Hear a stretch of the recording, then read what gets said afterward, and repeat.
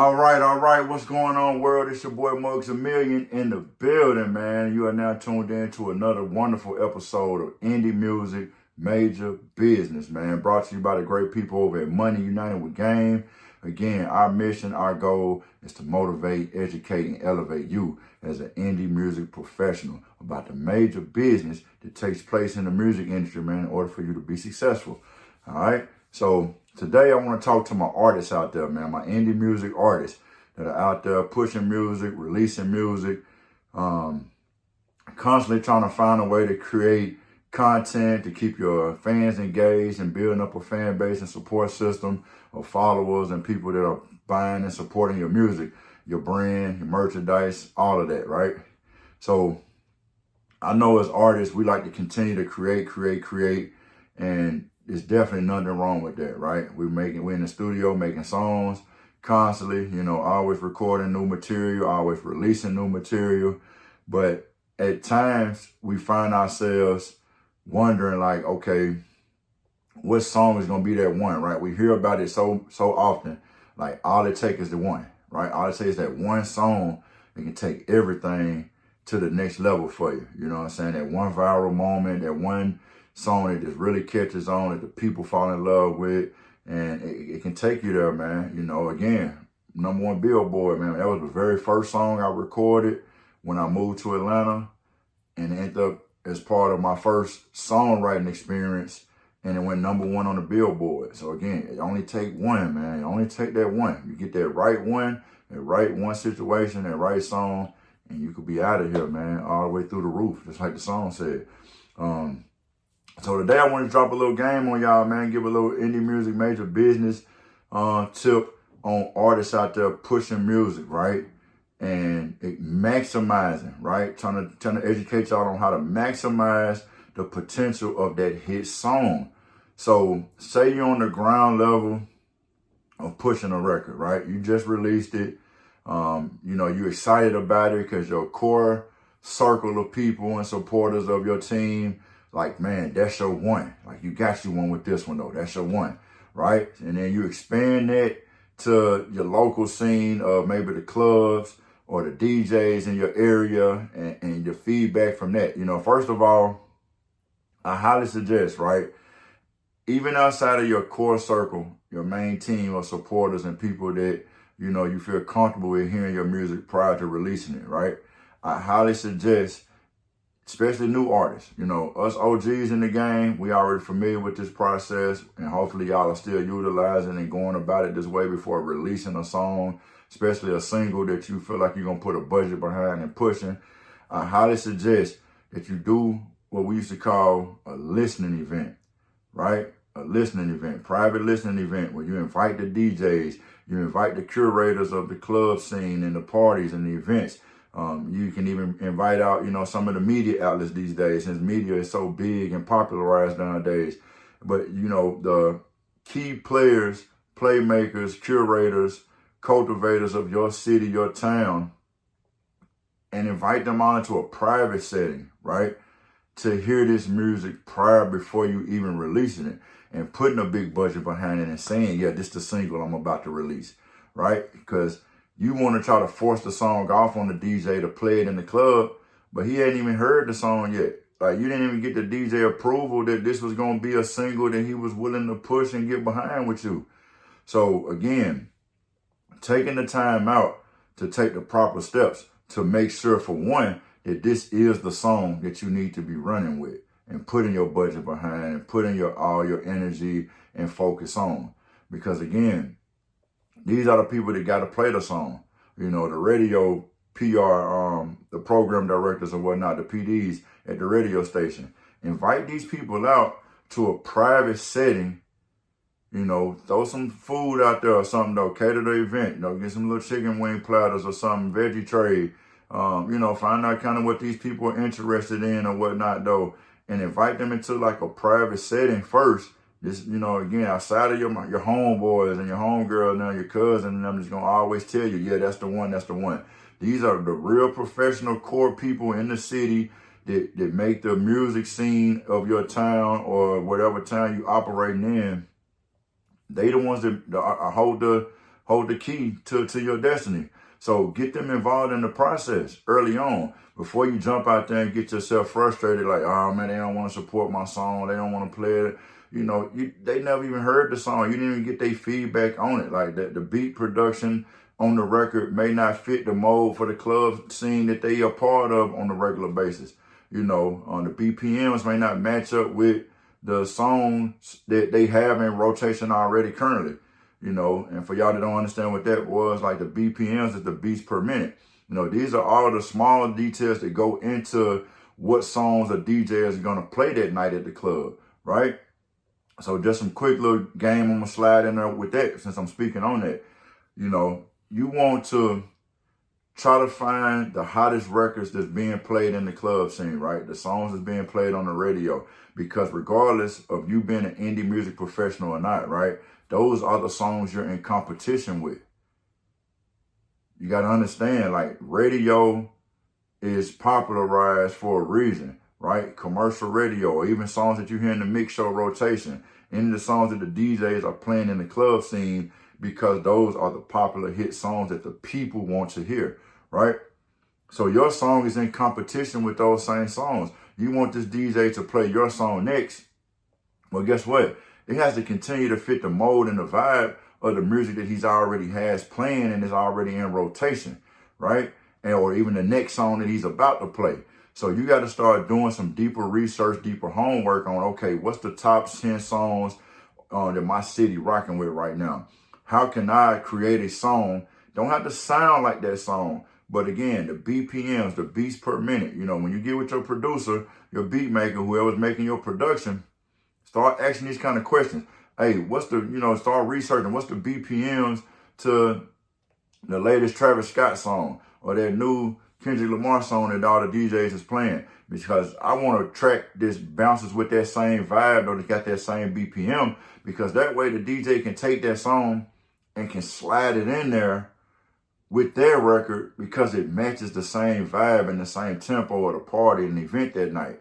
Right? Now they can kind of take a chance on sliding your song in there that nobody's familiar with or ever heard before, and possibly sneak it in there, the first verse or the chorus or whatever though, and start getting people familiar with even hearing your song.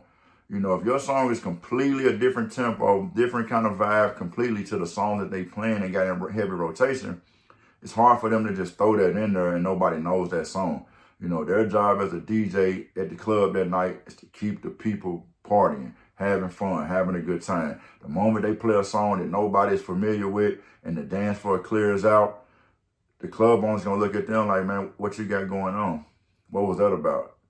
You know, so you can't risk their job. They're not gonna risk their job and their movement and motion to try to give you a chance on a song that, again, you never even gave them a chance to tell you, yeah or nay, that they would rock with the song.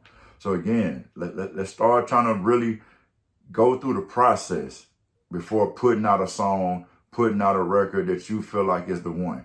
You know, you are not the only one got to listen to that song. The people got to listen to that song. The DJs, the curators of the parties and the events, they got to want to hear that song. You know, they got to want to like the record and support the record as well.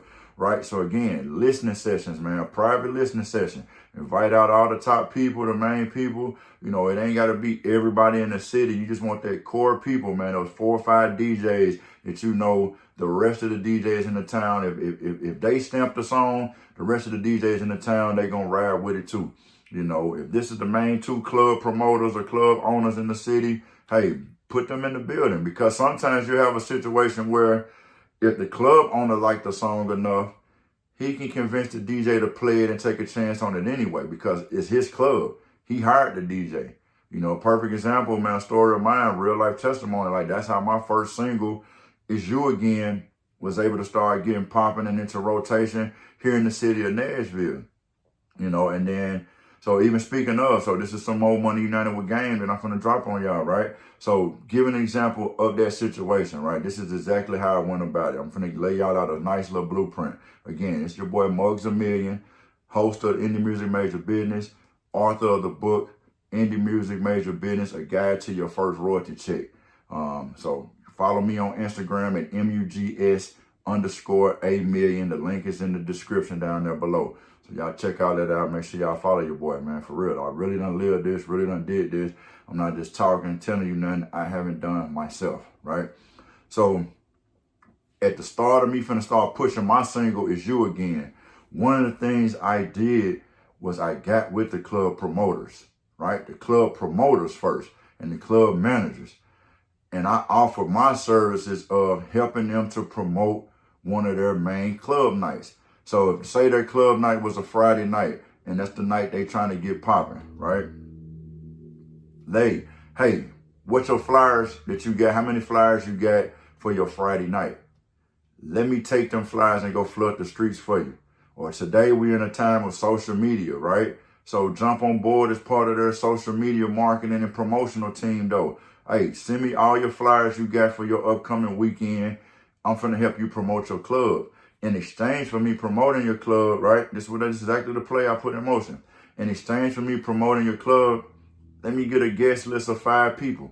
Me and 5 people, man. And a smaller bar tab of maybe 2 drinks, right? And what I did was I utilized that negotiation with the club owner, and I was able to get a street team of people helping me pass out the flyers, you know, some younger people that was in college, that was in the same party scenes of these clubs, you know, that these clubs were trying to attract anyway. And I'm like, yo, I can get you in that club every Friday night for free with me on a guest list. We just got to help me pass out these flyers. Boom. So now I done put together a smaller street team helping me to promote and build up this Friday club night, right? So at the same time, now I'm doing the club a favor. So in exchange for me doing the club a favor, I'm also on the back end negotiating and sliding in the, hey, I got my new single that I'm pushing called It's You Again. Check it out. Club owner fell in love with the song, and I like that. That's a good record, though. We ought to start pushing that through the club song. Bet. Can you get the DJ to drop it for me every night around 12 o'clock? I can do that. Because, again, now the club owner, club manager is requesting the song from the DJ. So now the DJ is guaranteed they're going to play it. So that's a whole different backdoor strategy where you're building up a 2-for-1. You're building up a core relationship with the club manager, club owner, club promoter, right? Because the DJ may swap out. He may have a certain DJ on Friday night. He may have a different DJ on Saturday night. He may switch the DJ out on that Friday night. But if you're in with the club owner, club promoter, helping them to push the overall club vibe regardless, now they're willing to do you that favor of, yeah, whatever DJ I hire, man, hey, slide This Is You Again in there by Muggs Amillion for me. He gonna make sure you get the song and just play it for me sometime around 11:30, 12 o'clock tonight. Now the request came from him. Now you don't have me coming up there as an artist looking all thirsty and greedy and begging, hey man, can you play my song? Can you play my song? No, the club owner, the club manager that hired him came to him and requested to hear the song. So now, yes, he's going to put it down in his rotation for that night. And at some point, eventually, what will start happening, what did start happening for me and my single Is You Again, was the people started actually vibing to it. They started reacting to it. You know, another thing that I did, and I saw this hands-on, a lot of y'all may be familiar with the artist Starlito, right? We know him as All-Star here, originally in the city of Nashville. And so one of his very first records that they put out, they got big, was a song called Grey Goose, right? So if you do your history, your research on some of this old stuff, but the original ones here from Nashville know that it was originally by a group called Untamed, and they had All-Star on the record. So again, but you fast forward, man, the point that I wanted to make with that song, right? One of the strategies that they implemented, and it probably wasn't even a strategy, it was more organic, but you can implement this as a strategy, right? When they would go to the club scenes, that whole part of town, you know, it was east side of Nashville, though, Lissy Avenue in particular, and like I said, Untamed, and now we're from like another part of town in Inglewood area, but it was all that East Nashville kind of collective, right? So when they would go to the club scene, even though these were underground independent artists that a lot of people didn't know and weren't familiar with yet outside of their part of town or even outside of the city of Nashville, when they went to the clubs and they got that song played, hold on, sorry about that. When they got that song played, right, the crowd that was with them, say they brought 15, 20 people with them to the club, right?